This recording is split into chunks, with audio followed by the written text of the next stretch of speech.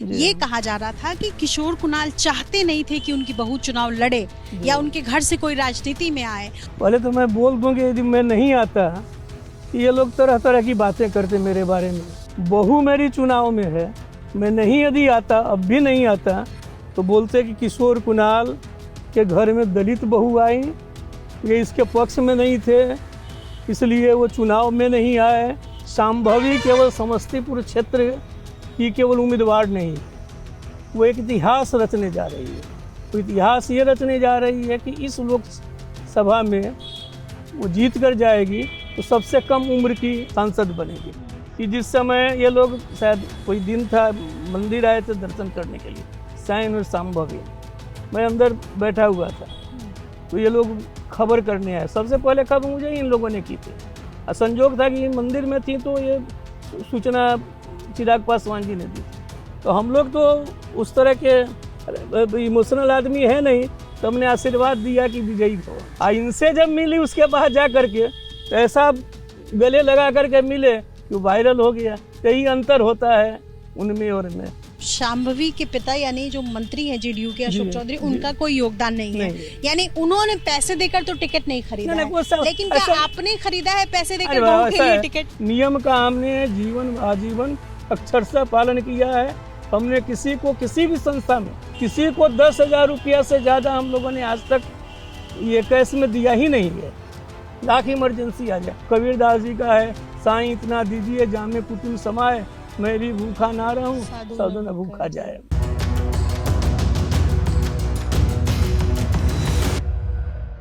आचार्य किशोर कुणाल जब खाकी वर्दी में थे तो चर्चा में थे, जब धर्म मानव सेवा शुरू की तो चर्चा में रहे, और आज राजनीतिक गलियारों में भी इनकी खूब चर्चा हो रही है। आचार्य किशोर कुणाल से मैं बातचीत करूंगी। नमस्ते, आप देख रहे हैं एबीपी न्यूज़। मैं हूं निधि श्री और मेरे साथ है आचार्य किशोर कुणाल, पूर्व आईपीएस, और बातचीत शुरू करूंगी मैं। लेकिन सबसे पहले तो मुझे ये बताएं आप कि मैं जहाँ जहाँ जा रही हूँ वहाँ मैं देख रही हूँ कि आप मंदिर लोगों से ही मिल रहे हैं। तो मंदिर और मठ और तमाम लोगों से जो ये आपकी बातचीत हो रही है, जो भी आप मिल रहे हैं लोगों से, इसका तो राजनीति से कोई लेना देना है नहीं, राजनीति से इधर नहीं, मंदिर मठ में इसके लिए राजनीति के लिए नहीं जा रहा हूँ। ये जो लोग मेरे परिचित थे उन लोगों ने बुलाया। मंदिर मठ के अलावा भी देखा होगा, मैं गांव में गया, मुझे अच्छी तरह मालूम है कि मंदिर मठ से चुनाव का प्रचार नहीं किया जाना चाहिए। आचार्य संहिता, जो आदर्श आचार संहिता है, उसका यह, इसलिए आप देख रही हैं कि मंदिर में जब दर्शन करने गया था तो वहाँ आपको इंटरव्यू नहीं दिया। बिल्कुल, मैंने कोशिश की कि वहाँ करें, आपने कहा कि नहीं आचार्य संहिता लगा हुआ है तो मैं इंटरव्यू नहीं दे सकता। नहीं दे सकता। वहाँ दर्शन करने गया था, वो अधिकार तो हर व्यक्ति को है, हर देश का कि जितने नेता हैं सब लोग जाते हैं, दर्शन करने का अधिकार है, वहाँ से बोलने का अधिकार नहीं है। इसलिए मैंने वहाँ एक शब्द नहीं कहा। देख रहे हैं रास्ते में बागीचा है, इस बागीचे में मैं आपको इंटरव्यू दे रहा हूँ। पता था कि मैं राजनीति को लेकर सवाल भी जब आज आया हूँ इधर, पहले तो मैं बतला दूँ कि मैं जिंदगी भर राजनीति से दूर रहा व्यक्ति हूँ। मुझे 95 से लेकर जॉर्ज फर्नांडिस साहब से लेकर के माननीय सुदर्शन जी से लेकर के माननीय भागवत जी से लेकर के सब लोगों ने बहुत कोशिश की कि मैं चुनाव में आऊं। उन्हें 2009 में मुझे टिकट भी दिया गया था, मैंने इनकार कर दिया। तो माननीय सुशील मोदी जी को लगाया गया था 15 दिनों तक कि मुझे मना ले। मैं नहीं उनसे आप पूछ सकती हैं कि कहाँ से टिकट मिला था और कैसे मैंने इनकार किया और कैसे उनको अधिकृत किया गया था मुझे मनाने के लिए। सवाल स्किप कर दिया आपने, इसलिए जवाब भी आप दे ही दीजिए कि आप कभी राजनीति में आपको आने की इच्छा हुई, और अगर हुई तो आपने चुनाव क्यों नहीं लड़ा? क्या कोई कारण ऐसा रहा था? नहीं, ऐसा है कि मैं जानता था कि मैं राजनीतिक पुरुष नहीं हूँ, इसलिए मैं नहीं आया। जो मैं लिखने पढ़ने वाला व्यक्ति हूँ, भक्त हूँ और समाज सेवा में लगा हुआ हूँ, तो मैंने अपने को कहीं मतलब किसी सीमा में बंधने को पसंद नहीं किया। इसलिए मैं 20 साल तक इसको नमस्कार करता रहा। इस बार आया हूँ, आप पूछ सकती हैं क्यों आया हूँ, तो वो भी मैं कारण बतला देता हूँ। हाँ, मतलब ये तो तमाम दर्शक जो इस वक्त एबीपी न्यूज़ देख रहे हैं उनको पता है कि आप अपनी पुत्रवधू के लिए प्रचार प्रसार के लिए विशेष तौर पर समस्तीपुर से आपकी पुत्रवधू चुनाव लड़ रही हैं, शांभवी चौधरी, और सबसे कम उम्र की कैंडिडेट भी हैं, पहली बार चुनाव में डेब्यू कर रही हैं, तो आप उनके लिए प्रचार कर रहे हैं। लेकिन आप इस सवाल से पहले सवाल का जवाब मुझे मिल नहीं पाया है कि 2009 में जब आपको टिकट दिया गया था, ऑफर किया गया था, तो क्या हुआ था? ऐसा है, मैंने सोचा कि मेरा स्वभाव नहीं है, वो राजनीति में आने के लिए कुछ गुण चाहिए, वो गुण मुझ में नहीं है, इसलिए मैं नहीं आया। और मैं लिखने पढ़ने वाला आदमी, सामाजिक सेवा में लगा व्यक्ति, धर्म क्षेत्र में काम करने वाला, इसलिए मैंने वीटो लगा दिया, इनकार कर दिया, किसी की बात नहीं मानी। उसके पहले भी कहा ना कि जॉर्ज साहब से लेकर के वो मेरे घर आए थे ये मनाने के लिए कि आपको आना चाहिए, अच्छे लोगों को आना चाहिए। माननीय सुदर्शन जी ने कितनी बार कहा कि अच्छे लोगों को राजनीति में आना चाहिए, लेकिन मैं नहीं आया क्योंकि मैं अपने को बहुत उसमें फिट नहीं पा रहा था। जैसे मैं पुलिस में नहीं रहना चाहता था, मैं अपने को मिसफिट मान रहा था, लेकिन परिस्थितियों ने मुझे सबसे उपयुक्त व्यक्ति बना दिया, तो उसी तरह राजनीति में मैं नहीं गया कि शायद अपने को मैं अनुपयुक्त मान रहा था। किस सीट से लड़ाने की चर्चा हो रही थी माइक? अब ऐसा है, अब सुशील मोदी जी से पूछ लीजिएगा, जिसको हमने इनकार कर दिया, जो सीट दे रहे थे वो भी मैं नहीं पसंद कर रहा था कि सीट में मेरिट के अलावे और भी कंसिडरेशन बहुत होते हैं, लेकिन मिला जुला करके यही कहना है कि घोषणा हो गई थी उसके बाद, बल्कि मुझे दूसरे पक्ष वालों ने कहा कि आप अपने यहाँ, मेरा वैशाली क्षेत्र पड़ता है, मुझे बरुराज का रहने वाला, अच्छा, वहीं से आप खड़े हो जाइए। हमने कहा कि नहीं, रघुवंश बाबू की मैं बहुत इज्जत करता हूँ, वो उनके खिलाफ मैं सोच भी नहीं सकता खड़े होने के लिए, उनसे मेरा बड़ा अच्छा संबंध था। तो ऐसा है कि मैं अपने को बहुत उपयुक्त नहीं पा रहा था, इसलिए मैं राजनीति में कभी नहीं आया। अब आपकी बहू चुनाव लड़ रही है जी। इस बार शांभवी, और आप उनके लिए प्रचार प्रसार के लिए अब उतरे हैं। ये कहा जा रहा था कि किशोर कुणाल चाहते नहीं थे कि उनकी बहू चुनाव लड़े या उनके घर से कोई राजनीति में आए, और यही वजह है कि वो लंबे समय से खुद को राजनीति में या राजनीतिक मैदान में नहीं उतार पा रहे थे। तो ये चर्चाओं का जो बाजार है, इसको लेकर क्या आपकी प्रतिक्रिया रहेगी? ऐसा है, पहले तो मैं बोल दूं कि यदि मैं नहीं आता, ये लोग तरह तरह की बातें करते मेरे बारे में। मेरा बेटा यदि चुनाव में रहता तो शायद मैं नहीं आता। तो लोग बोलते कि मैं राजनीतिक पुरुष नहीं हूँ इसलिए नहीं आया। बहू मेरी चुनाव में है, मैं नहीं यदि आता, अब भी नहीं आता, तो बोलते कि किशोर कुणाल के घर में दलित बहू आई, ये इसके पक्ष में नहीं थे इसलिए वो चुनाव में नहीं आए। वो तरह तरह की बातें लोग कर रहे थे, करने जा रहे थे। मुझे जब इसकी सूचना मिली तो मैंने सोचा कि उसका भविष्य तो अंधकार में हो ही जाएगा। लोग प्रचार कर दें कि किशोर कुणाल ही इसकी राजनीति के विरोध में है, तो दलित बहू घर में आने के कारण मुझे आना पड़ा। सायन चुनाव में रहता तो शायद मैं नहीं आता, इसलिए मुझे आना पड़ा। तरह तरह की बातें लोग नहीं करते। और भी 2-3 कारण हैं जो मैं आपको बतलाऊंगा। बता दें। कारण यह है कि मैं इतिहास का विद्यार्थी हूँ। शांभवी केवल समस्तीपुर क्षेत्र की केवल उम्मीदवार नहीं है, वो एक इतिहास रचने जा रही है। वो इतिहास ये रचने जा रही है कि इस लोकसभा में वो जीत कर जाएगी तो सबसे कम उम्र की एमपी होगी, सांसद बनेगी। दूसरा, इसके साथ मैं इसलिए आया हूँ, जीत में मुझे संदेह नहीं है, इसलिए कि उसको जो टिकट मिला है, वो टिकट मिलने के में जो कारण रहा हो, मंत्री जी का बहुत योगदान नहीं, उन्होंने तो चर्चा भी नहीं की थी। तो सायन ने बात की और फिर उन्होंने पता कराया कि जीत सकती है कि नहीं। फिर कुछ लोगों ने, जिन लोगों ने निर्णय लिया, उन लोगों ने हॉरोस्कोप भी दिखलवाया और देखा कि नहीं एकदम राजयोग है, जीतने की संभावना है, तब उसको टिकट मिला। तो किन लोगों ने अब उतना मैं नहीं कहूँगा, लेकिन भविष्यवाणी नहीं, हम लोगों ने नहीं दिखलवाया। अच्छा। जिन लोगों ने सेलेक्ट किया उन लोगों ने ये सब दिखलवाया। तो मैं तो जीत के प्रति आश्वस्त था, अभी भी हूँ। मैं आया हूँ कि एक समस्तीपुर संसदीय क्षेत्र नया इतिहास बनाए, youngest candidate with largest margin जीत कर जाए सबसे, हाँ, हाईएस्ट वोट जी। हाँ, इसीलिए मैं आया हूँ, और कोई मेरा उद्देश्य नहीं। इतिहास का विद्यार्थी हूँ। शांभवी इतिहास रचेगी, सबसे कम उम्र की उम्मीदवार और सबसे अधिक वोट से जीत कर आए, एक बात। दूसरी बात, इसके आने से क्या होगा कि देश में आपको मालूम ही होगा कि जब इसकी शादी हुई थी, हमने 4-5 दिन पहले लोगों को निमंत्रण बांटना शुरू किया कि उसके पहले मैं मौत के मुंह से निकला था, स्वाइन फ्लू हो गया था। तो 5 दिनों के अल्प निमंत्रण पर माननीय मोहन भागवत जी, जिनका कार्यक्रम पूरे देश में साल भर का बना रहता है, उन्होंने कहा कि इतना बड़ा काम है, लोग केवल जबानी बात करते हैं कि सामाजिक समरसता हो, और हम इसको सहर्ष स्वीकार कर रहे हैं। तो सारा कार्यक्रम करके वो फलदान तिलक में आए, 2 घंटा रहे, और एक उसकी शादी में इतना ही नहीं, एक और जहाँ मोहन भागवत जी आए, दूसरी ओर जामा मस्जिद के शाही इमाम अहमद बुखारी साहब भी आए। अच्छा।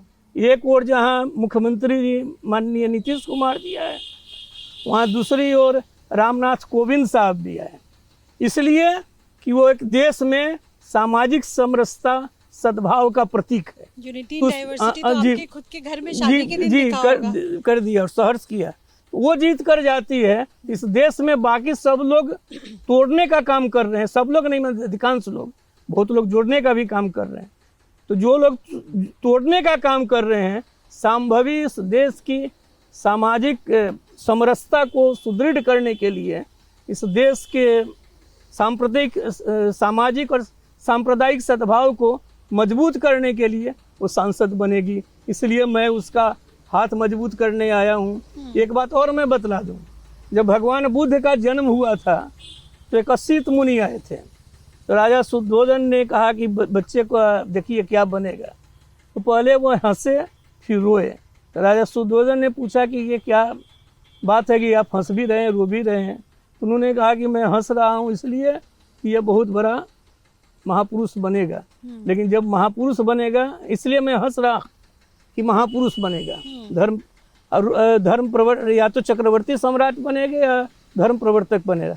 और रो रहा हूँ इसलिए कि जब ये धर्म प्रवर्तक बनेगा मैं जीवित नहीं रहूँगा।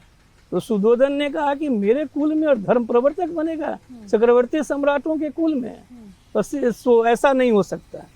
तो उन्होंने बतलाया कि नहीं, बहुत से ऐसे हुए हैं। इक्ष्वाकु के समय में सागर का निर्माण नहीं हुआ, राजा सगर ने किया। चेवन ऋषि ने काव्य की सृजना नहीं की, उनके वंशज वाल्मीकि ने की। तो मुझे बनाने की कोशिश जोर साहब से लेकर के माननीय सुदर्शन जी और बहुत लोगों ने की, मैं नहीं बन पाया। तो लगता है कि वो असीत मुनि की वाणी में ये संभवी शायद मेरे कुल में आएगी जो इसका नाम करेगी। तो मेरा एक तरह से धर्मपिता होने के कारण मेरा दायित्व बनता है कि उसके कार्य में मैं यह सहयोग करूं। नहीं तो लोग, इतिहास मुझे नहीं माफ़ करेगा कि शायद मैं कुछ सहयोग करता तो वो सबसे कम उम्र की सांसद सबसे अधिक वोट से जीतने वाली जीतेगी। आपकी बेटे की शादी चर्चा का विषय बनी थी जब एक तस्वीर आई थी जिसमें कार्ड देने के लिए अशोक चौधरी जाते हैं, नीतीश जी को आमंत्रण देते हैं, और तब ये चर्चा में आया था बिहार में कि किशोर कुणाल, जो कि बिहार में अक्सर इस तरीके से सवर्ण के घर में अगर दलित की बेटी आती है तो ये चर्चा का विषय बनता है। और ऐसे में 2 बेहद चर्चित घराने के लोग अगर एक हो रहे हैं और किशोर कुणाल अपने बेटे की शादी किसी दलित की बेटी से कर रहे हैं, भले वो मंत्री की बेटी हो, तो ये चर्चा का विषय बना था बिहार में। उस वक्त क्या आपको भी लोगों ने कुछ कहा हो, मना किया नहीं, हो, या ऐसा आपके मन में क्या बातें चल रही थी? बतला दूं, मुझे कुछ पता नहीं था। मैंने पहली बार छठ के पारण में अच्छा देखा कि अशोक चौधरी जी आए थे। तो हमारे परिवार में, मैं तो मेरा सोशल लाइफ नहीं, मैं कहीं जाता नहीं, कोई आता नहीं। तो कभी कभार देखता था किसी के माध्यम से कोई नेता लोग आते थे तो प्रणामा पाती हुई फिर बात खत्म हो जाती थी। उस दिन देखा कि अशोक चौधरी जी हैं, उनकी पत्नी है, बेटी है। तो मुझे थोड़ा ताज्जुब हुआ कि खरना में लोग कैसे आ गए, मतलब अशोक चौधरी जी आते थे, कोई ताज्जुब नहीं होता। तो मेरा एक रिलेटिव है, वो आरजेडी का एमएलसी है, उसी इलाके का लखीसराय का। तो हमको लगा कि शायद वो लाया होगा। तो मैं चला गया, आरती का समय हो रहा था मंदिर में। पारण के दिन मैं लिख रहा था पुस्तक रामोपु गिरवान धर्म। श्रीमती जी आई बैठी, उन्होंने कहा कि आपने तो बहुत लिखा है, दलित देवो भव लिखा है। मैंने कहा कि 2200 पेज लिखा है, 3 वॉल्यूम में लिखा है, 2 वॉल्यूम भारत सरकार से छपा है। तब उन्होंने पूछा कि यदि दलित बहू घर में आए तो हमने कहा कि मतलब। तो बोली कि ऐसे ऐसे है। तो हमने कहा कि मैं साइंस से पूछूंगा, उसका मन होगा तो मैं ज़रूर करूंगा। तो बोले कि नहीं अभी बुलाते हैं। हमने कहा कि नहीं अभी सामने नहीं पूछूंगा, मैं फ़ोन से पूछ लूँगा। फिर मैंने फ़ोन से पूछा, उसने बतलाया, हमने कहा कि जरूर शादी होगी। यही मतलब पृष्ठभूमि, उसके पहले मुझे कुछ मालूम नहीं था। ऐसे वो जब मैं दलित देवो भव लिखता था या दलित देवो भव किताब रहती थी तो पूछता था कि पापा दलित घर में शादी करनी चाहिए कि नहीं। मैंने कहा कि जरूर करनी चाहिए, सामाजिक समरसता बढ़ेगी। तो लेकिन मैं समझता था कि शायद वो पूछ रहा हो कि करना चाहिए कि नहीं। मुझे नहीं मालूम था कि इसके जीवन में घटित होने वाला है। शांभवी चौधरी को टिकट, जो आपकी बहू है अभी, उनको टिकट दिलाने में आपका कितना योगदान रहा मैं है? बतला दे रहा हूँ, उसमें तो पहले बतला दूँ, मंत्री जी का योगदान तो था ही नहीं। वो मंत्री जी यदि जाते तो सीधे टिकट कट जाता, क्योंकि उनके दल वालों ने, कुछ लोगों ने, शायद वो भी रहे होंगे, टिकट कटवाने में भूमिका निभाई नहीं निभाई। कहा जाता है कि चिराग पासवान के खिलाफ उन्होंने फील्डिंग की थी बकायदा उस क्षेत्र में रह करके, जमुई में। हाँ, तो मैं आपको बतला दूं, चूंकि मैं बहुत, वो बेटे ने देखा, वो समझ रहा था कि शायद जमुई से टिकट मिलेगा, या तो अशोक चौधरी जी को यदि जनता दल यूनाइटेड को मिलेगा, या जनता दल यूनाइटेड को मिलेगा तो संभवी के लिए। लेकिन उस समय मंत्रिमंडल का विस्तार ही नहीं हुआ था। तो बेटे ने देखा कि ये कुछ कर नहीं रहे हैं, वो जानता था कि मैं राजनीति में किसी को कुछ कहूँगा नहीं। ये गया और श्री चिराग पासवान जी से मिला। अच्छा। तो मैं आपको बतला रहा हूँ, पहले बात नहीं आई है। उन्होंने कहा कि यदि टिकट मिलता है तो वो तुम्हारी पत्नी, ये जानता था 4-5 साल से, यहाँ आता जाता था, एमईटी यूनिवर्सिटी का विद्यार्थी था, तो जाता था। जैसे मैं जितना एलूफ आदमी हूँ, किसी से मिलता जुलता नहीं हूँ, तो सबसे मिलता जुलता है। तो इनसे मिला तो बोले कि यदि टिकट मिलता है, अभी कुछ नहीं कर सकता, टिकट मिलता है, तुम्हारी पत्नी है, कुणाल जी की बहू है, इसलिए मिलेगा। और नहीं मिलता है इसलिए कि अशोक चौधरी जी की बेटी है, इसलिए जनता दल यूनाइटेड के लोगों ने हमारी पार्टी को तोड़ा है, इसलिए टिकट नहीं मिलेगा। उसके बाद इसने जब जमुई की बात की तो जमुई में हुआ कि नहीं, वो अपने इसको करा रहे हैं। तब फिर उन्होंने कहा कि मैं यहाँ का सोचूंगा, समस्तीपुर का। तो हम लोग बगल के ही, ऐसे टेक्निकली तो मेरी ससुराल समस्तीपुर जिले में ही है, जैसे घर से मेरा बहुत वास्ता नहीं है, वैसे यहाँ से बहुत वास्ता नहीं। पर वो मुझे किसी ने बताया कि जहाँ आपका ससुराल है वो उजियारपुर, हाँ, लेकिन समस्तीपुर जिले में विभूतपुर है। तो वो उसमें वो मैं दावा नहीं करता, मैं इतना ही दावा करता हूँ कि हम लोग देश में संविधान है, कानून है, कहीं से भी कोई खड़ा हो सकता है। तो वह क्या कहते हैं, बोले कि समस्तीपुर। तो हमने कहा कि घर तो मेरा बरूराज मुजफ्फरपुर है और नज़दीक ही, अच्छा ही है। फिर भी उन्होंने सब पता होता करा लिया, सब जांच पड़ताल सब ठोक ठाक करके लगा कि हाँ जीतेगी, बहुत काफ़ी भारी मत से जीतेगी। तब टिकट की घोषणा हुई और तब उसके बाद हम लोग के चुनाव वाले आदमी हैं नहीं, तब अपना अशोक चौधरी जी अनुभवी आदमी हैं, तो वो अपना उसमें किया। अब अंतर क्या होता है कि जिस समय ये लोग, शायद कोई दिन था, मंदिर आए थे दर्शन करने के लिए, साइन और संभवी, मैं अंदर बैठा हुआ था, तो ये लोग खबर करने आए। सबसे पहले खबर मुझे ही इन लोगों ने की थी, और संजोग था कि मंदिर में थी तो ये सूचना चिराग पासवान जी ने दी थी। तो हम लोग तो उस तरह के इमोशनल आदमी है नहीं, तो हमने आशीर्वाद दिया कि विजयी भव। इनसे जब मिली उसके बाद जा करके तो ऐसा गले लगा करके मिले कि वायरल हो गया। तो यही अंतर होता है उनमें और में।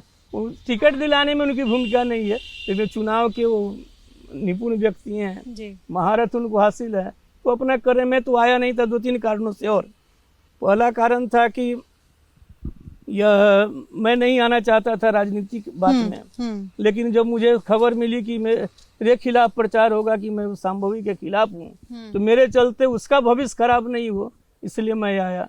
दूसरा कारण ये भी था कि पहले जो थे सुना था बीके रवि जी खड़े होंगे, तो हमारी पुलिस बिरादरी के थे, डीजीपी थे। तो मैं उस समय दावा नहीं कर सकता था कि संभवी हर तरह से बेस्ट कैंडिडेट। आज मैं कल प्रेस कॉन्फ्रेंस करके मैं कहने वाला हूँ कि ये बेस्ट कैंडिडेट है, मेरिट पर मैं बोल रहा हूँ। बीके रवि जी से मेरा बहुत परिचय नहीं था, लेकिन वो आईपीएस अफसर थे, वो वहाँ पर तमिलनाडु में डीजीपी थे। तो मैं दावा नहीं कर सकता था कि संभवी जो है उनसे अच्छा कैंडिडेट है, लेकिन जब वो अब नहीं है तो जिन लोगों को मैं जानता हूँ उनमें जरूर मैं मेरिट के आधार पर कह सकता हूँ संभवी देश की सबसे अच्छी शिक्षण संस्थाओं से पढ़ी हुई है। लेडी श्री राम कॉलेज से स्नातक की डिग्री ली है, पोस्ट ग्रेजुएट उसने दिल्ली स्कूल ऑफ इकोनॉमिक्स से किया है, और उसके बाद वो थ्रू आउट फर्स्ट क्लास रही है। और जितना मैंने सोचा था, तो देखा था कि संस्कारी है, बहुत अच्छा ज्ञान है, पढ़ने में तेज है, कोई ड्राफ्ट वगैरह बहुत अच्छा लिखती है, लेकिन इतना अच्छा बोलती है, घर में तो मेरे सामने कोई बोलता नहीं है, बात करता नहीं है, तो मुझे विश्वास नहीं था कि इतनी अच्छी वो बोलने वाली भी है, वक्ता भी है।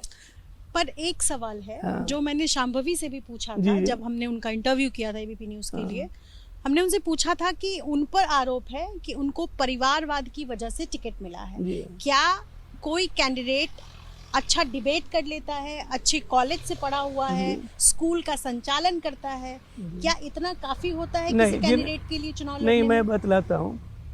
एक तो परिवारवाद में मैं बतला दूँ कि परिवारवाद में मेरिट है कि नहीं, एक बात हुई। दूसरी बात जो यह है कि बहुत से लोग होते हैं, जैसे आपको मैं बतलाऊं, एक बीएल संतोष जी हैं, सेक्रेटरी जनरल बीजेपी के हैं, तो उन्होंने कुछ नए लोगों को, जिनको कोई नहीं जानता था, एक क्या नाम है, सूर्या करके, बेंगलोर से, तेजस्वी सूर्या, तो एकदम नए हैं, उनको टिकट दिया। वो तो राजनीति में अनुभवी लोगों की भी आवश्यकता होती है, लेकिन जो टैलेंटेड हैं, जो कुछ कर सकते हैं, क्योंकि कुछ साल के बाद क्या होता है कि आदमी सिस्टम से जुड़ जाता है, जैसा चल रहा है वैसे चलने की आदत हो जाती है। हम लोगों के पुलिस में सर्विस में एक कहावत थी कि हर साल स्पाइन की एक हड्डी टूटती है, तो 32 हड्डियाँ होती हैं, 32 साल में सारी टूट जाती हैं, स्पाइनलेस हो जाते हैं। तो वैसे ही कुछ नए लोगों को, जैसे पुलिस देश को जो चलाते हैं, आईएएस आईपीएस टैलेंटेड लोग होते हैं, तो आते हैं तो शुरू में ही एसपी डीएम हो जाते हैं। तो वैसे स्थिति में जो टैलेंटेड हों सचमुच, उनको आने में कोई ये नहीं होनी चाहिए। और हमने बतलाया ना कि हाँ, अशोक चौधरी जी ने पैरवी करके टिकट दिलाई होती तो ये होता कि चलिए पक्षपात हुआ, परिवारवाद हुआ। हकीकत जो है वो ये है कि उनकी कोई भूमिका नहीं थी, बल्कि मैं तो सोच रहा था कि कहीं पहले टिकट मिल जाएगा तो कहीं नहीं का ये नहीं हो जाए। टिकट समस्तीपुर का बाद में मिला, और उसमें सायन कुणाल की और संभवी का अपना जो रिकॉर्ड था और वो रहा, और उसके बाद उन्होंने जांच पड़ताल करा ली कि जीतेगी कि नहीं, और जीतने के बाद भी वो सब हॉरोस्कोप में राजयोग है कि नहीं है। जब ये सब हो गया तो मैं आया हूँ कि मैं धर्मपिता के रूप में उसको सबसे हाईएस्ट वोट से जिता दूं, बस इतना। तो एक बात तो आप स्पष्ट कर रहे हैं कि शांभवी के पिता यानी जो मंत्री हैं जेडीयू के अशोक चौधरी, उनका कोई योगदान नहीं है। यानी उन्होंने पैसे देकर तो टिकट नहीं खरीदा है, लेकिन क्या आपने खरीदा है पैसे देकर बहू के लिए टिकट? हम तो हमारा जो अकाउंट है जिंदगी में कभी ये सोचा भी नहीं था, और हमने बात भी नहीं किसी से की है। हम मेरे नाम पर भले ही हुआ होगा कि मेरे नाम से उनको फायदा होगा, ये फैक्टर रहा होगा, लेकिन हमने कहा ना कि मैंने राजनीतिक पुरुष हूँ, जिंदगी में जितना काम किया नियम कानून के अनुसार किया। आपको मैंने ये कबीरपंथी मठ में इंटरव्यू इसलिए नहीं दिया कि मैं दर्शन करने गया था। नियम का हमने जीवन आजीवन अक्षरशः पालन किया है। हमने किसी को किसी भी संस्था में हम 5 करोड़ रुपया की सैलरी देते हैं, अभी 300 करोड़ का बजट बना कर आया। किसी को 10,000 रुपया से ज़्यादा हम लोगों ने आज तक ये कैश में दिया ही नहीं है। लाख इमरजेंसी आ जाए, और उतना है भी नहीं। हमारे तो पेंशन का अकाउंट रहता है, वो कबीरदास जी का है, साईं इतना दीजिए जामे कुटुंब समाए, मैं भी भूखा ना रहूं साधु न भूखा जाए। सरसंघ प्रमुख मोहन भागवत आपके घर आते हैं, आपने कहा कि बेटे का तिलक फलदान भी उन्होंने किया था, और एक इन्फ्लुएंस भी रहा है संघ का आप पर, जहाँ तक मैं समझ पाई हूँ। क्या उन्होंने कोई रोल प्ले किया था इन सब में? नहीं, ऐसा है, अब रोल प्ले किया नहीं किया ये मैं नहीं कह सकता। जी। जैसे पहल जो की वो सायन कुणाल ने की। सायन कुणाल मिला था चिराग पासवान जी से, वो मिला था एक दो लोगों से और लोगों से, अपने बारे में भी मिला था। तो मालूम हुआ कि जैसे द्रोणाचार्य जी जब पहुंचे परशुराम जी के यहाँ, तब तक वो सब कुछ बांट चुके थे। तो जब तक इसको आया, देखा कि उधर कुछ नहीं कर रहे हैं अशोक चौधरी जी, मैं कुछ करने वाला नहीं हूँ, तो फिर ये तो लोग फिर अपना लगा, वो गया जिसके यहाँ वो जाता था, उसके वहाँ गया। अब मैंने नहीं पता कि जब ये बात फलीभूत होने लगी तब मुझे पता चला कि ऐसे ऐसे वो कर रहा है। अब उसमें और किसी ने भूमिका निभाई नहीं निभाई ये मैं नहीं कह सकता, लेकिन पहल जो है और जो मिला है वो 3 फैक्टर के कारण मिला है। 3 फैक्टर? सायन कुणाल की पहल, उसके बाद उन्होंने पता किया कि ये जीतेगी कि नहीं, तो हुआ कि जीतेगी। और दूसरा ये भी सुना है और हमारे पास वो शायद होगा भी कि हॉरोस्कोप भी देख करके कि राजयोग है और जीतने वाली है, तब तो उसके बाद इसका टिकट कन्फर्म। बीजेपी बार बार जब लोगों के बीच जा रही है तो राम मंदिर का इस्तेमाल कर रही है कि हमने राम मंदिर बनवाया। आप कह रहे हैं कि मैं धर्म को बीच में नहीं लाता हूँ। बीजेपी का ये जो पोस्टर छपवाना, लोगों के बीच जाना कि राम मंदिर हमने बनवाया, राम मंदिर को कैश कर रही है बीजेपी, ये आरोप है। ऐसा है, कहेंगे कैसे देखते हैं? मैं निगेटिव किसी के खिलाफ नहीं बोलता। हर व्यक्ति को लोकतंत्र में अधिकार है कि अपने तरीके से करे। मैं व्यक्तिगत रूप से, आपने देखा होगा, मैं धार्मिक क्षेत्र में 30 साल से हूँ और 30 साल से ही नहीं हूँ, मैं 3 प्राइम मिनिस्टर के समय में अयोध्या मामला का सुलझाने का ओएसडी था। चंद्रशेखर जी के समय में, उसके पहले वीपी सिंह साहब के समय में और बाद में नरसिंह राव जी के समय। और अयोध्या जैसे मुद्दे पर मैंने जिस ढंग से काम किया, एक भी मुसलमान भाई ने मेरे खिलाफ कोई बात नहीं की। और इससे बड़ा क्या होगा कि डेंगू से पीड़ित थे अहमद बुखारी साहब, शाही इमाम साहब, जब पता चला कि मेरे बेटे का, उनको भी 4-5 दिन पहले मैंने निमंत्रण दिया था, वो बोले कि मैं आऊँगा जरूर, डेंगू है, डेंगू नो डेंगू मैं आऊँगा, और बीमारी स्थिति में वो यहाँ पर आए। तो हमने व्यक्तिगत रूप से, इसलिए आपको मैंने कहा जब आप कैंसर संस्थान में पूछ रही थी, मैंने कहा कि मैं महावीर मंदिर या कैंसर संस्थान या किसी को मैं इसमें नहीं ला रहा हूँ। मैं आया हूँ व्यक्तिगत रूप से धर्म पिता के रूप में शांभवी को रिकॉर्ड वोट से जिताने के लिए। और एक इतिहास जो समस्तीपुर संसदीय क्षेत्र रचेगा उसमें अपना योगदान देने के लिए, चूंकि मैं इतिहास का विद्यार्थी हूँ, इसलिए इतिहास रचने जा रहा है। और मैं इतना भी कहता हूँ कि जो लोग हैं, जो प्रतिद्वंदी भी हैं, अब्राहम लिंकन ने कहा था, with malice to none and charity for all. मेरा किसी के प्रति विद्वेष नहीं है, जो इसके प्रतिपक्ष में भी हैं उनका भी मैं समुज्ज्वल भविष्य, उनके लिए भी बहुत दुनिया, वो भी युवक हैं, उनके लिए भी दुनिया भी खुली हुई, सारा आकाश उनका है। सन्नी हजारी की बात, हाँ, मैं जो उम्मीदवार, हाँ, तो मुझे उनके प्रति भी, या जो लोग हैं, किसी के प्रति मुझे कुछ नहीं है। मैं अपनी भूमिका निभाने आया हूँ, शांभवी को सबसे अधिक वोट से जिताने की चेष्टा करूंगा, इसी के लिए मैं आया हूँ। 3 किस्से की बात करेंगे अगले सेक्शन में हम लोग। 3 किस्सा है, एक तो बॉबी कांड, दूसरा लालू यादव की सरकार में बूथ कैप्चरिंग को लेकर जो आपने शिकायत की थी, जिसके बाद आप निशाने पर रहे थे, और तीसरा किस्सा है कि आपके बारे में ये कहा जाता है कि जो व्यक्ति, आप जब पुलिस में थे, पुलिस महकमे में, तब कोई अगर एक हाथ से साइकिल चलाता था तो उसके हाथ कटवा दिए जाते थे। किशोर कुणाल हाथ कटवाने का एक हैंडल से अगर साइकिल चलाता था तो, या अगर शर्ट की स्लीव किसी ने मोड़ दी तो स्लीव कटवा देते थे। लड़कियों को तंग कपड़े पहनने की अनुमति नहीं थी। तो ये 3 किस्से हैं, लेकिन पहला किस्सा मैं सुनूंगी कि बूथ कैप्चरिंग वाला मामला क्या था जिसको लेकर आपने शिकायत की थी। मैं जहाँ रहा नियम कानून को पालन कराने के लिए, बिहार उन दिनों बूथ कैप्चरिंग के लिए ये बदनाम था। और ये कोई श्रीमान लालू जी के समय में ही नहीं प्रारंभ हुआ था, उसके पहले भी प्रारंभ हुआ था। मुझे ख्याल है कि जब मैं पटना का एसएसपी था, एक मुख्यमंत्री जी थे, नाम नहीं लूंगा, उनके पास बैठा हुआ था, ऑफिस में किसी काम से गया था। एक डीआईजी साहब आए थे, उन्होंने सैल्यूट लगाया और कहा कि साहेबगंज में कोई उपचुनाव था, मुजफ्फरपुर साहेबगंज में, 60 बूथ छाप करके हम आ रहे हैं। तो मुख्यमंत्री साहब थोड़े झेपे, उनको लगा कि ये सिद्धांतवादी एसपी के सामने से, तो बोलेगा अच्छा ठीक आपसे बाद में बात करेंगे, अभी एसपी साहब से, सीनियर एसपी साहब से मैं ज़रूरी बात कर रहा हूँ।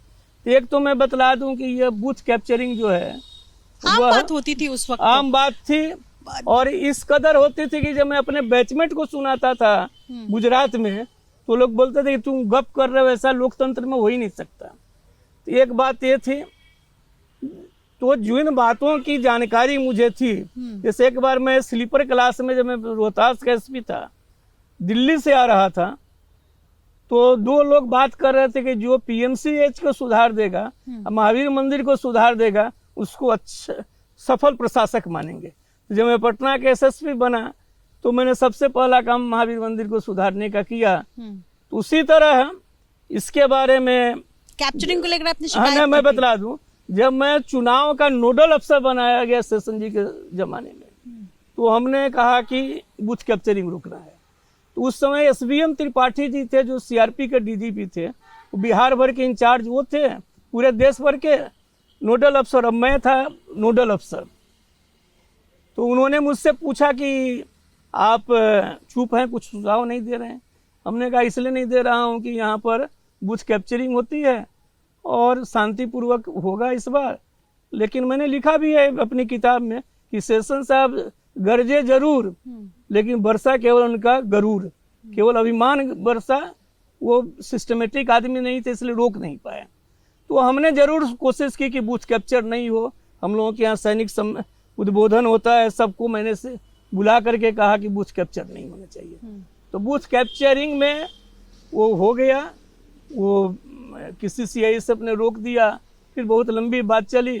मैं सपोर्ट करता हूँ, कोई अच्छा काम करता है तो बूथ कैप्चर में मेरे खिलाफ रिपोर्ट गई कि हमने अपनी भूमिका से ज़्यादा सक्रियता दिखलाई।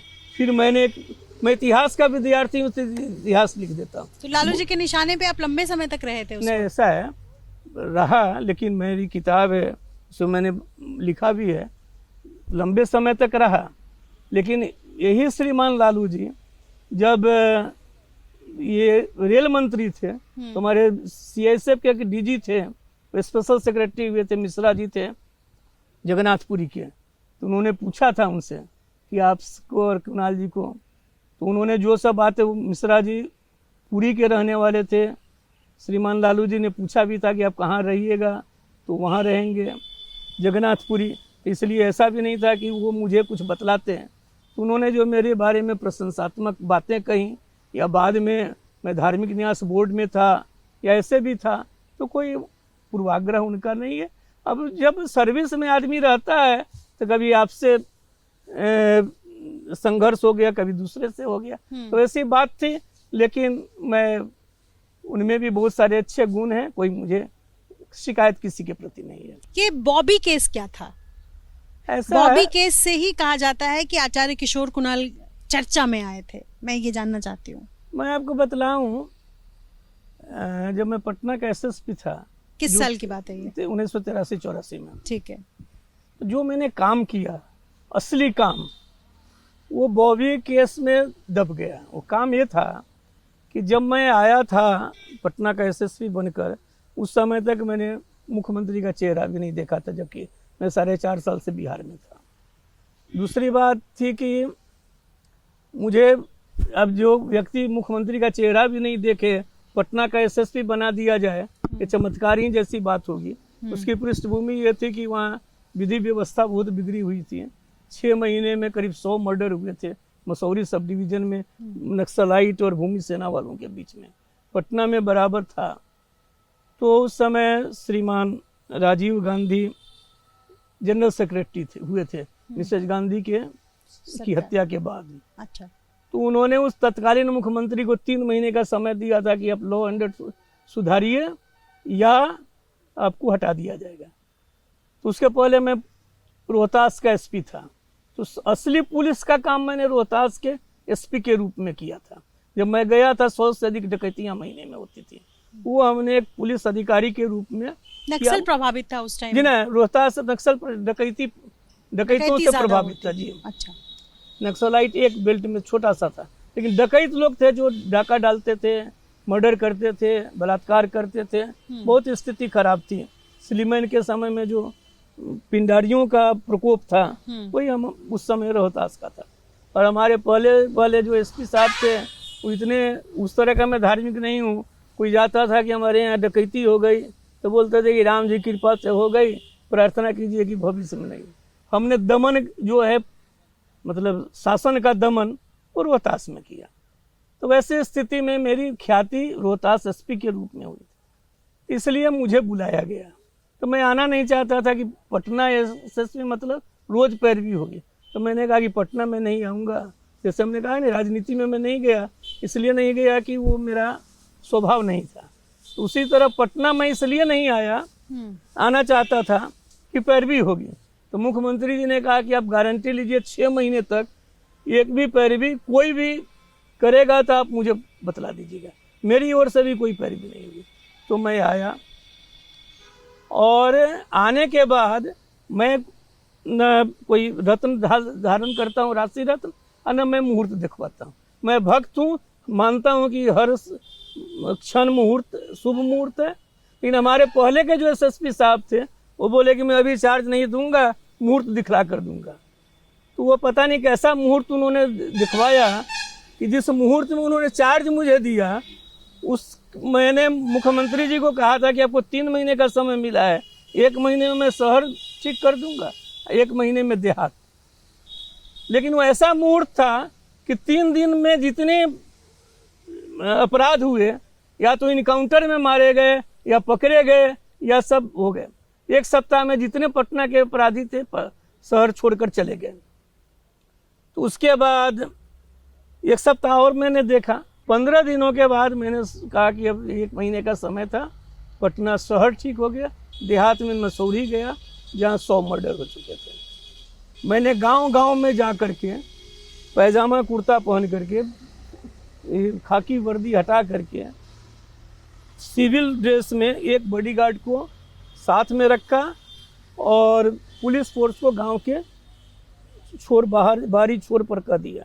लोगों के बीच में जब मैंने किताब लिखी दमन तक्षकों का और बेटे ने सब फोटो निकाला, तो मुझे ताज्जुब हुआ कि उस ज़माने में कैसे मुझे इतनी हिम्मत हुई कि जहाँ पर नक्सलाइट बेल्ट, जहाँ पर इतना मर्डर हुआ, जहाँ क्रिमिनल हमारे पटना में इनकाउंटर में मारे गए, वहाँ मैं घूम रहा हूँ बॉबी केस के पहले। और मैं 1 महीने तक वो जहानाबाद के बॉर्डर जो मसूरी सब डिवीज़न में पड़ता था, मैंने गांव-गांव में जा कर के लोगों को गले मिलवाया, शांति स्थापित की। ये मेरी सबसे बड़ी उपलब्धि थी एसएसपी पटना के रूप में। लेकिन जिस दिन मैं वहाँ से लौटा, मैं उस समय वायरलेस होता था, मोबाइल था नहीं। एक हेमेंद्र नारायण जी थे इंडियन एक्सप्रेस के, उन्होंने फ़ोन किया कि एक मर्डर हो गया है, बहुत सेंसेशनल है। तो हमने कहा कि मैं तो वायरलेस बराबर रखता हूँ, ऐसा कुछ नहीं हुआ। तो कुछ और इन्फॉर्मेशन दीजिए, इन्फॉर्मेशन दिया उन्होंने। तो हमारे यहाँ तो कोई रिपोर्ट थी नहीं, तो इसलिए फिर हमने इंक्वायरी की, पता चला। और हमारा नाम होने का सबसे बड़ा कारण था कि संयोग से वो जो श्वेत निशा त्रिवेदी थी, वो भी वो क्रिश्चियन थी। तो मालूम हुआ कि डेड बॉडी दफनाई गई। वही यदि अग्नि संस्कार हो गया होता तो होता नहीं। तो देश का मैं दूसरा पुलिस अफसर था जिसने डेड बॉडी को कब्र से निकलवा करके हमने पोस्टमार्टम कराया। और दूसरा कारण था कि आप अखबार वाले, मीडिया वाले पुलिस अनुसंधान से, प्रशासन से अधिक तेजी से दौड़ते हैं। इसमें पहली बार उन लोगों को लगा कि वो जितना दौड़ सकते थे उससे अधिक तेजी से मैं, तीव्रता से मैं अनुसंधान कर रहा हूँ। तो क्यों आपने दफनाया जब गया था तो फिर जलाने की? नहीं, वो क्रिश्चियन थी, राजेश्वरी सरोज दास जी की दत्तक पुत्री थी। अच्छा। राजेश्वरी सरोज दास जी क्रिश्चियन थी। तो आपने जलाने के निर्देश क्यों दिए? नहीं, जलाने का नहीं, अच्छा। निकलवा करके पोस्टमार्टम करवाया। अच्छा। और उसके बाद विसरा को भेजा, तो वहां से पॉइजनिंग की रिपोर्ट आई कि जहर देने से इनकी मृत्यु हुई है, इसलिए वो मौत साबित हुई। जिस दिन वो रिपोर्ट आई थी उस दिन मैं दिल्ली जा रहा था, एक नेहरू फेलोशिप के लिए मुझे एप्लीकेशन देना था। मैं CTSP को बोल कर गया था कि पॉइजनिंग से डेथ निकले तो FIR कीजिए, और नहीं निकले तो मामला एक ख़त्म हो जाएगा। तो मेलेथियन का निकला, जो मैं जानता भी नहीं था मेलेथियन क्या है। तो उसके बाद ये चर्चा होने का 2-3 तीसरा उससे जुड़ गया कि कुछ लोग राजनेता लोग थे, इसलिए नाम हुआ। पहला कारण कि डेड बॉडी को एक्सह्यूम करके निकलवा करके हमने पोस्टमार्टम कराया। दूसरा कि मीडिया जिस गति से सोच सकता था उससे अधिक तीव्रता से हमने अनुसंधान कराया। और तीसरा नेता लोग कुछ नाम आ गई इसलिए उसका नाम हुआ। लेकिन मेरी अपनी बड़ी उपलब्धि वो पटना जिले में शांति स्थापित कराना, वो बड़ी उपलब्धि थी। ये जो आखिरी किस्सा है जिसका जिक्र अभी हमने किया आपसे कि शर्ट के स्लीव जो नहीं मोड़ते थे उनको, मतलब जो नहीं खोल कर रखते थे इस तरह बंद करके, उसके शर्ट के स्लीव्स आपने कटवा दिए, ये नहीं क्यों ऐसा किया? मैं बतला देता हूँ। मैं बहुत अब 73-74 साल उम्र हो गई है जी। अब। बहुत पहले भी मैं, हम लोग धर्म के क्षेत्र में हैं, सत्य बोलते आए हैं। इस समय कुछ बातें सही हैं, कुछ बातें गलत हैं। मैं एक IPS बेटन रखता था, इतना बस। इसके अलावे तो जो 3 आदमी मोटरसाइकिल पर चलते थे उनको रुकवा करके 1-2 बेत ऐसे हल्का मारा कि अब दोबारा दिखोगे तो अपना छूट जाएगा। उसके बाद बाल जो बड़े बड़े रखते थे, अभी एक पंकज त्रिपाठी जी हैं, मैं तो फिल्म देखता नहीं, हाँ। तो उन्होंने एक देखा कि किसी ने मुझे वीडियो भेजा, उनसे पूछा कि बाल आप छोटे रखते हैं, तो बोले कि एक SSP था, बड़ा बदमाश आया था, वो हम लोगों का बाल ही काट देता था। वो बात उनकी सही है, कटवाता नहीं था, लेकिन कहता था कि दोबारा बाल बड़े दिखे तो और पिटाई होगी। तो कभी आपने पंकज त्रिपाठी के भी बाल? जी ना, पंकज, मैं तो नाम थोड़ी पूछता था। एक बात जो उसमें उन्होंने और जोर कर कही वो सही नहीं थी। उन्होंने कहा कि हम लोग हैंडल छोड़ करके साइकिल चलाते थे, वो SSP जो था वो हैंडल ही कटवा देता था, ये नहीं किया था। हाँ, इतना जरूर था, जो मोटरसाइकिल पर 3 आदमी चलते थे या स्कूटर पर, इसको जिसको लहरिया बोलते हैं, लहरिया कट, लहरिया करके उनको पकड़ करके 2-4 बेत हल्का सा जरूर पिटाई की, ताकि ये भविष्य में नहीं तो होता है क्या है कि एक्सीडेंट में जितने लोग मरते हैं, अब लड़के लोग अपने खेल खेल में लहरिया चला रहे हैं, मौत से बचें, तो इसलिए मैं जरूर उनको। पुलिस की पिटाई हल्की होती नहीं है ना, और इसी वजह से अफवाह भी फैलते चले गए ऐसा है। तो मैं IPS का एक बेटन रखता था, उस बेटन से 2 बेटन लगा दिया। और ऐसा नहीं है कि मैंने उसमें भी लिखा है, एक बार मैं आपको रोचक कहानी बतलाऊं। चंद्रशेखर बाबू थे मुख्यमंत्री, रात में 12:30 बजे फ़ोन किया, तो उस समय तो मोबाइल था नहीं, लैंडलाइन हमने उठाया। उनको ताज्जुब हुआ कि 12:30 बजे रात में ऑर्डरली नहीं, SSP खुद फ़ोन उठा रहा है। तो बोले कि आप जगे हुए हैं? तो मैंने कहा कि हाँ जगा हुआ हूँ। क्या कर रहे हैं? तो हमने कहा कि बर्फ़ की मालिश कर रहा हूँ। तो बर्फ़ की मालिश, क्या एक्सीडेंट हो गया? हमने कहा कि नहीं, क्रिमिनल लोगों को पीट कर आ रहा हूँ, मैं काठी शरीर से कमज़ोर हूँ, पीटता हूँ तो मुझे ही ज़्यादा चोट आती है, पीट कर आ रहा हूँ। तो बोले कि तब ऐसा है, कल मैं बात करूँगा। हमने कहा कि नहीं, अब रात में 12:30 बजे मुख्यमंत्री फ़ोन करें, कोई ज़रूरी बात होगी तो बतलाइए अभी। तो बोले कि ऐसे ऐसे एक मंत्री जी थे जो कांग्रेस के अध्यक्ष भी थे, उस समय बोल रहे थे कि पुलिस वाले बहुत धन संपत्ति वाले जो धनाढ्य लोग हैं पकड़ कर बहुत यातना दे रही है। तो हमने बतलाया कि ऐसा है कि मैंने मसूरी क्षेत्र में पदयात्रा की, 10 महीने में एक मर्डर नहीं हुआ। अभी MCC के मुखिया का मर्डर हो गया है। तो आपके पास 2 उपाय हैं, या तो मैं पीट पाट करके प्रशासन में आस्था बनाए रखूं, या एक मर्डर हुआ है तब MCC वाले डबल करेंगे, लोग 5 करेंगे, फिर पुरानी स्थिति लौट आए। तो उन्होंने कहा कि मैं कल आप 12 बजे मिलिए, मैं बात करूँगा। यही बात जाकर कही। तो ऐसा नहीं है कि उस ज़माने में यातना, मैं धार्मिक व्यक्ति हूँ, किसी को कष्ट देना ये पाप है, लेकिन बड़ा अपराध रोकने के लिए, डर फैलाने के, डर की भावना लाने के लिए पहले क्या था, 2 तरह के भय थे। एक भगवान से भय था कि गलत काम करेंगे तो पाप लगेगा, नरक होगा, तो लोग, आज वो डर नहीं है। तो पुलिस का डर होना चाहिए, तो पुलिस का डर होगा तब ना कोई बड़ा अपराध नहीं करेगा। इसलिए पुलिस का डर स्थापित करने के लिए 2 किया, तमाचा भी लगाया, लेकिन कहा ना कि मेरा हाथ पांव सब कमज़ोर है, पुलिस लायक है नहीं। तो जितना मैं पीटता था तो चोट मुझे आती, महीने में 2 दिन 4 दिन मुझे आकर के ये अपने से बर्फ़ की मालिश करानी पड़ती थी। तो इतनी बात सच है। बाकी वो बढ़ती चली जाती है। अब जैसे सिनेमा हॉल है तो टिकट की बाजारी, काले बाजारी बंद करा दी। रिक्शा है तो सबसे मेरे तो कीर्ति गाथा फैलाने वाले रिक्शा वाले थे। क्या हमने काम किया, उनको कहा कि आप लाइट लगाइए, रात में एक्सीडेंट हो जाता है। उन्होंने लाइट लगाना शुरू कर दिया। टेम्पो वाले को कहा कि आगे मत बैठाइए, आगे 3 आदमी बैठते हैं, कब कोई उलट जाएगा, तो मिले तो 2 बेत लगा दिया, रुक गया। तो ये जो लार्जर इंटरेस्ट में समाज के कल्याण के लिए छोटी छोटी बातें जो हैं, लेकिन आजकल वो ज़माना 83, 84, 80 का रहा नहीं। आज किसी को कोई पुलिस अधिकारी बेटन से हल्का भी मार दें तो उन पर 323 का मुकदमा हो जाएगा। हमने तो आसाराम बापू जी पर केस किया था, तो आसाराम बापू जी के लोगों ने हम पर कोर्ट कंप्लेंट किया और उसके बाद वो पूछते रह गए जज साहब कि किशोर कुणाल ने पीटा है, तो उन लोगों ने कहा कि पीटा नहीं है, पिटवाया है पुलिस से। मैं पुलिस में था नहीं, मैं तो धार्मिक न्यास बोर्ड का अध्यक्ष था। आज की तारीख में उसमें मुझ पर कॉग्निजेंस भी हो गया, हाई कोर्ट से केस कराना पड़ा आसाराम बापू के खिलाफ। जो हमने FIR किया था तो हम पर भी पीटने का, पीटा नहीं था, हमारे सामने पुलिस फोर्स जब उनके साधकों ने उत्पात मचाया देश का, पटना में कदम कुआं में, देश का मैं पहला व्यक्ति हूँ जिसने आसाराम बापू की हड़पी हुई जमीन को उनसे वापस लिया था। तो वापस लिया था तो उन पर FIR भी किया था, तो उन्होंने भी केस करवाया। तो ये सब आज की तारीख में नहीं चलने वाला है। लेकिन वो 83, 84 का था जमाना, उस समय तब की बात से जो होता था। तो मैंने बड़े कल्याण की दृष्टि से छोटा छोटा, कि मैंने उसमें भी लिखा है, क्या कहते हैं, दमन तक्षकों का जो पुलिस की मेरी जीवनी है, उसमें सारी बातें लिखी हुई है। तो बहुत बातें छोटी छोटी जो हैं सच हैं।